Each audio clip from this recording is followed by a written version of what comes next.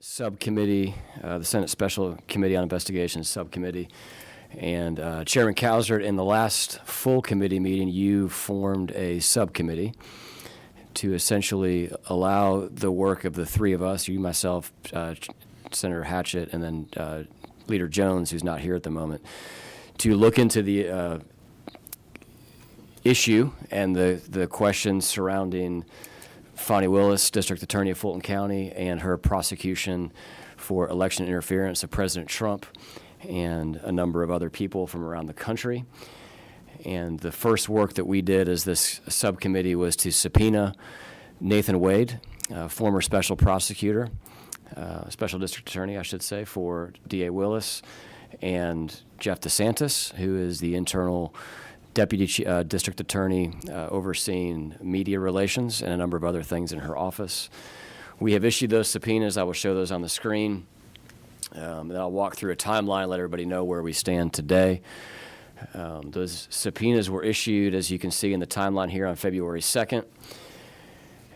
And our attorney, Josh Belinfante, reached out via email to the Barnes Law Group. And Mr. Belinfante, I'm just going to turn your mic on and you can opine here and add any color. But essentially, former Governor Barnes had represented Nathan Wade before for his congressional deposition that he gave. Is that accurate? It is. Okay. So you reached out via email to Mr. Wade. You then did not receive a response, so a couple of days later, on February 6th, you reached out to additional counsel that you knew had formerly represented Mr. Wade in other matters. Correct. Is that correct? What were those other matters, and who'd you reach out to? Mr. Wade has a pending lawsuit, a civil lawsuit against AT&T, and so I reached out to his counsel in that suit, a gentleman named Mike Kaplan, to see if he was in contact with Mr. Wade or if he could help me start a conversation, but he does not represent him in anything related to the committee. Okay. So we were reaching out essentially in good faith without a process server via multiple channels of communication. All of those channels of communication were unresponsive. So we then hired a process server to attempt to perfect service. Good morning, Leader. To attempt to perfect service on Mr. Wade and Mr. DeSantis.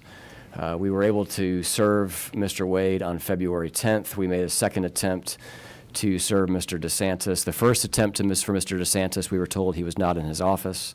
The second attempt for service, we were told that Mr. DeSantis would not see our process server without a scheduled meeting. We then received an email directly from the Fulton County DA's office. And Mr. Belinfante, you want to walk us through that email? Sure. I received one from the counsel within the district attorney's office indicating that both Mr. DeSantis and Mr. Wade would be entitled to counsel, and that Fulton County would have the financial responsibility for that, as I understood it, and that the process of lining them up with counsel would take about 60 to 90 days from the date of service, and received that about 4:35 something o'clock on the date identified there, February 10. Okay. You then responded to that email. We received further correspondence from Fulton County the next day, and then we received contact from Attorney Andrew Evans, who's the attorney for Mr. Wade, and that started a more productive conversation around his appearance.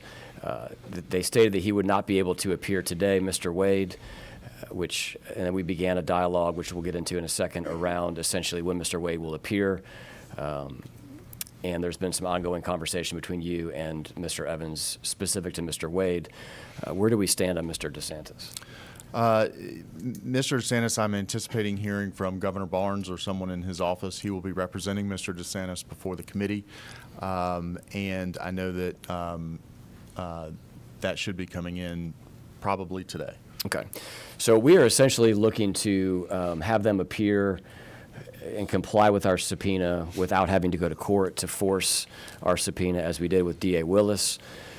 Mr. Evans sent you, Mr. Belinfante, this proposed compromise for witnesses to appear voluntarily on Friday, March 13th.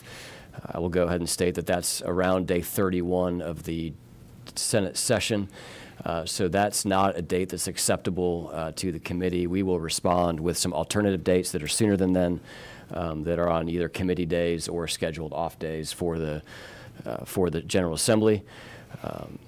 They had agreed not to make a motion to quash or challenge subpoenas if we can negotiate and work through this process, which we are certainly willing to do.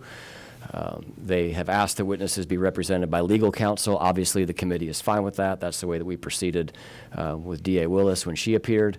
And then they had requested some limitations on time and scope of testimony. We will work through that. Obviously, we don't all want to be here all day, so we want to cover the material that we need to cover, but we also don't want to be on a hard clock. And in terms of scope of testimony, we will go through. Obviously, the committee needs to do its work, and we will allow the committee to ask the questions that they need to ask, and to the extent that we agree to limit our scope of testimony, that's something that we'll negotiate in the next couple of days. Anything you'd like to add to that? No. Mr. Belafonte. Chairman Cowser, anything you'd like to add through the process? You've been involved in this as well. Yeah, this is not unusual, and the good part is I think it's now widely established that we do have the power and authority to subpoena witnesses.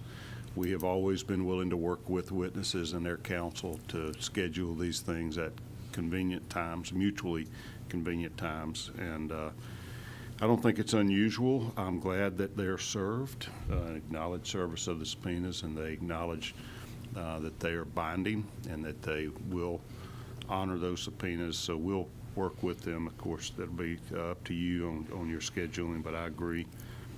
March 13th is too far into the session, and that's 30 days out. I'm hopeful there are several committee days that I've noticed on our schedule and days that are open.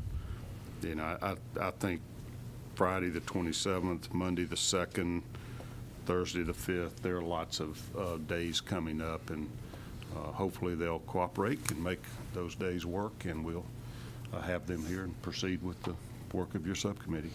I guess the one thing I did not clarify is that Mr. DeSantis has agreed to accept service electronically as we're working through this process. So yes, we will. Our next steps for those that are following along is we will work on finding a date that's agreeable to the committee and the two witnesses. We will work through negotiating the terms of their appearance in terms of time and scope of testimony, and we will then issue a notification to the public as to when the committee will be here. And that may be over 2 separate days. That may be on the same day. That's part of what we're going to seek to work out with the witnesses. Leader Jones, I think you probably heard the bulk of that. I don't know if you had anything you wanted to add or any questions. Senator Hatchett, any questions or anything you'd like to add? Great. Well, at this time, we'll adjourn this committee. We will be back at 10 o'clock for the full committee, at which time, Chairman Cowser, you'll be in the seat, and we'll see everyone at 10 o'clock. Thank you.